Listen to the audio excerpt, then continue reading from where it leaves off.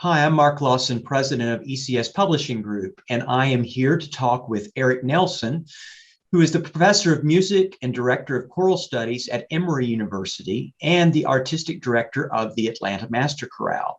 And we're going to talk about choral music in the post-pandemic world. So welcome, Eric. Hello, Mark. It's a pleasure to be here.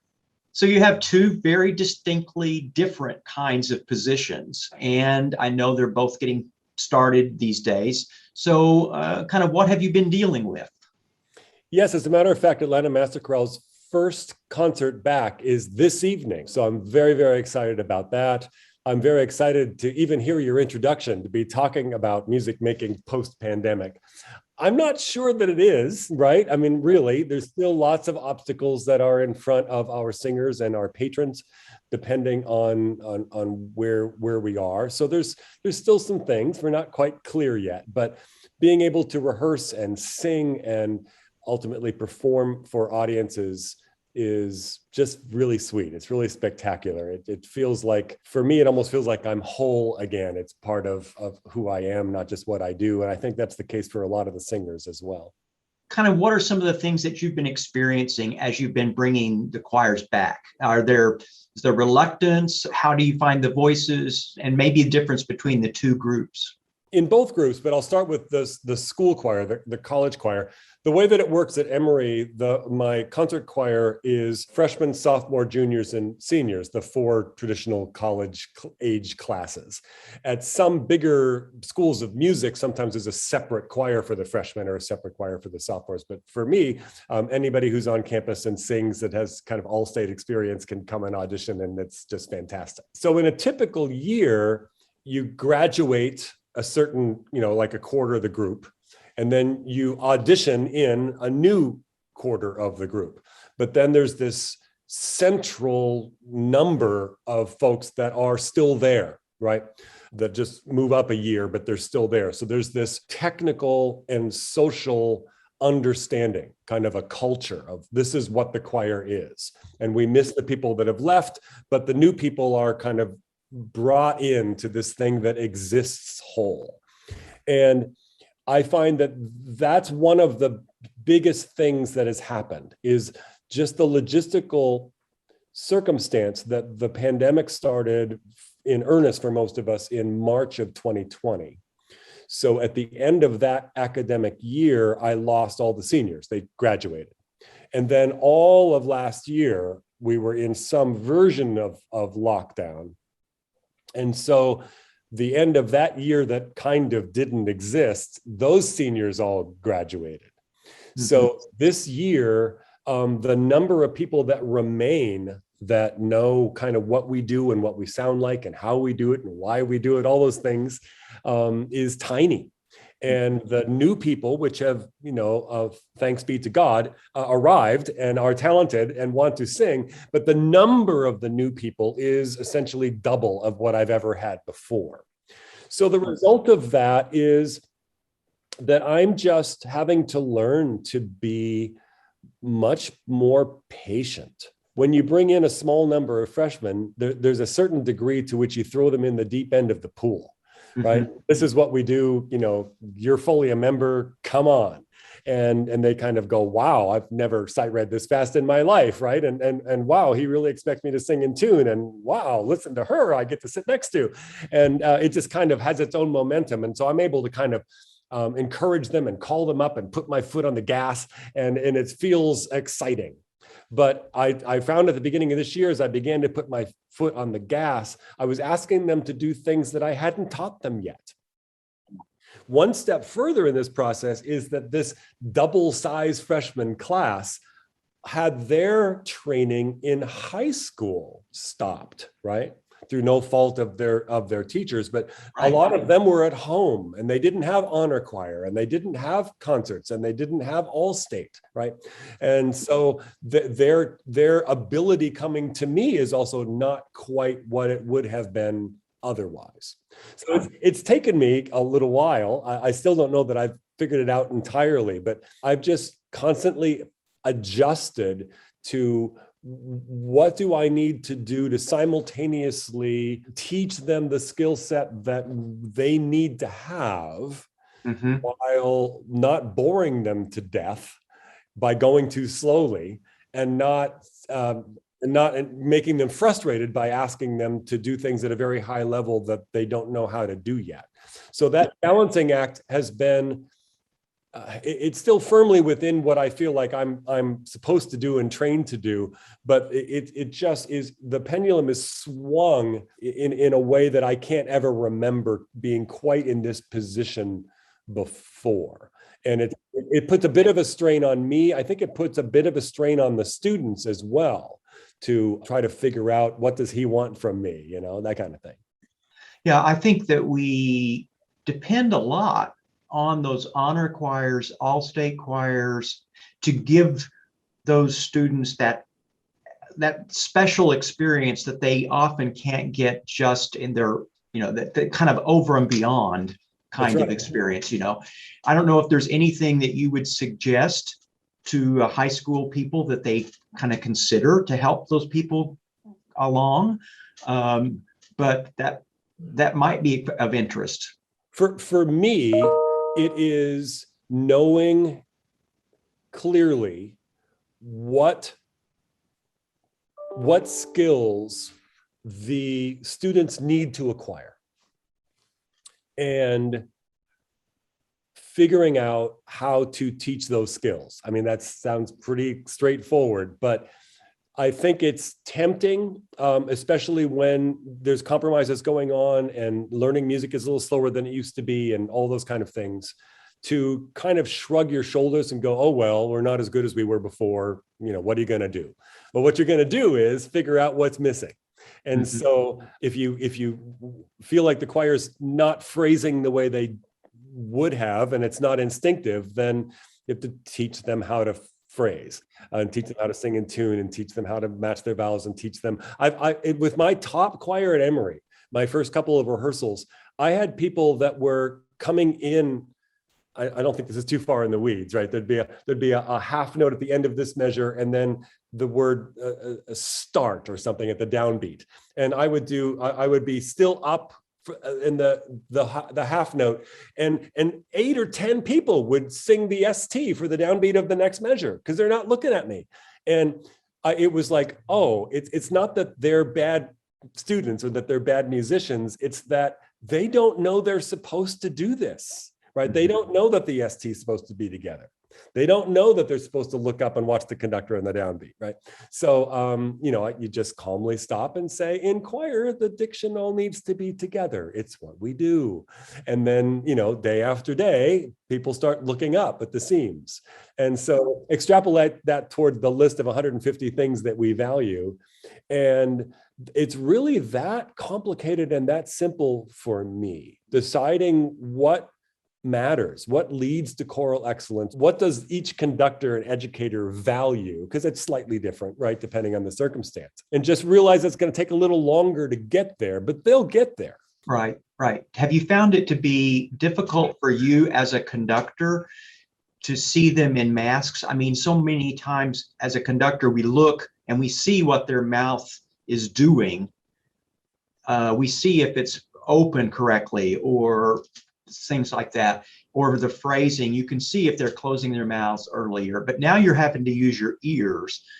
Has that changed how you approach a rehearsal? I can't quite see how they're doing, and they can't quite see what I'm reacting to them as a leader and as a listener. So yeah, it's absolutely makes things much harder. I'm concerned and interested about this evening. The audience that we're singing to tonight for Master Chorale is all masked, and we are masked, and I am masked. And I don't know how the audience is going to receive our singing when everybody's masked. It sounds beautiful. I think there's some overtones that are cut off, but we sound like I think. But because there's nothing I can do about it, and because we've been through the last year and a half, it's utopia, Mark. Yeah. I am making music and with people, for people, and I just can't Good to be excited about much that. about that. Yeah, it's so much better than the alternative that I'm willing to deal with the obstacles. Well, let me ask about two different things here, and you treat this separately if you want to. One is, did you have to do anything in particular for recruitment or encouragement to get people to coming back? That would be one question. And the second one is about, I know community is so important for choirs, and that kind of had broken down during this time. Is there any particular thing you're doing to help build that community back? So those are two kind of separate questions, recruitment and community. But if you've got anything to say about those, that would be nice to hear. Yeah, recruitment on the front end, we did everything we could possibly think of. We weren't as obsessed with the next rehearsal and the next performance and the next rehearsal and the next performance. So we were able to think about what can we do? And one of those things, obviously, was how can we get the word out? And so we advertised in terms of Master Chorale just everywhere we could think of. School, same sort of thing. We reached out to admissions and dormitories and everything we could think of to make sure, in Facebook pages, that anybody who was interested in singing would be aware of when auditions were and how to do it. So in both cases with my groups, I'm delighted to say that numbers and talent were excellent. So they came. In fact, with Master Chorale, we have a big enough reputation in the city of Atlanta that we actually had a large number of folks who contacted us saying, when are you singing again? I plan to audition. Please put me on the list. What do you need from me? So that was pretty amazing. The cultural side of things, that's hard, isn't it? Because there's some things that are low-hanging fruit that you do to build community. You take a break in the middle of rehearsal and everybody goes in the hallways, hallway and eats brownies, right? And drink some punch, or you order pizza and you just get to know each other, or you gather at someone's house. None of that stuff feels comfortable. Mm-hmm. Right? It feels risky. And then you add to that there's this mask, so you hardly recognize the person, and are you allowed to spend a lot of time talking with them? God, and so everybody's kind of keeping their distance a little bit. Are we allowed to hug each other because we miss each other? Well, yeah, but maybe not. Do we do the fist bump? So what we've done is communication via email, which is, not ideal, but we send out weekly internal choir member emails and announce any good news and birthdays and, happy things and, and baby pictures and, just kind of, remind us that this is who we are. We've got a member who does a yearbook, which comes out from time to time with more information about each of us so that we can learn a little bit more about who we are. Of course, to the wider community, we've done weekly, we call Monday Music Moments. We've actually sent out one excerpt from our YouTube channel of a past performance to all of our patrons to remind us that, this is what we do and we're still singing and we're singing for you. And so I feel like we've done everything we can do, but that's one of the hardest things, I think, is the community piece. Yeah. So looking toward the future, we all acquired different tech skills. We all acquired different ways of reaching out to our people and to our audiences beyond. Do you see some of those things continuing that you maybe didn't do before pandemic that you think, oh, this was really good, we're going to continue to do this? Yes, this is one of them. You're interviewing me today, which is an honor, but I have interviewed you earlier this year and just did an interview with the composer Dan Forrest a couple of weeks ago. I think the next one we have scheduled is with Jake Runestad. And so we've interviewed conductors and composers. And why didn't I do this before? It makes perfect sense to give patrons, not just patrons of our organization, my organization, but anybody who's interested in what those people have to say, an insight into why they wrote the piece and how they got to be who they are, and advice that they have for someone who's considering the same path. So this kind of Zoom interview thing will absolutely continue on going forward. That's one of the big ones. Tomorrow night, we are live streaming the performance, which is something we've never done before. Emory University, the concert hall that we sing in, the Schwartz Center for Performing Arts, was a fabulous place. Just didn't have the technology for live streaming, and they needed to figure out how to do that last year, and now it's in place. And so we expanded our audience. It's one of the silver linings. Because of the YouTube presence, we have, I'll use the word fans, but people who appreciate what we do and follow us that have never been to Atlanta to hear us sing live. And we feel a kinship with them now. They're part of our musical family, and we don't want to just say, well, thanks, we're back on stage now, so goodbye. So we really are thrilled to make the possibility available to them that they can come to the concert Saturday it's a cheaper ticket price and a code. And so I don't know how many will take advantage of that. We're in new world here at the starting line. That is also something that is an improvement, something that we probably should have been doing before, but now we can't. And I think, back to your comment about the interviews and things like that, I think that's something that particularly I would like to see church musicians doing more of, to help their congregations get to know some of the people that create music and do music for the congregation, because that's one of the things is congregational education has always been a hard thing.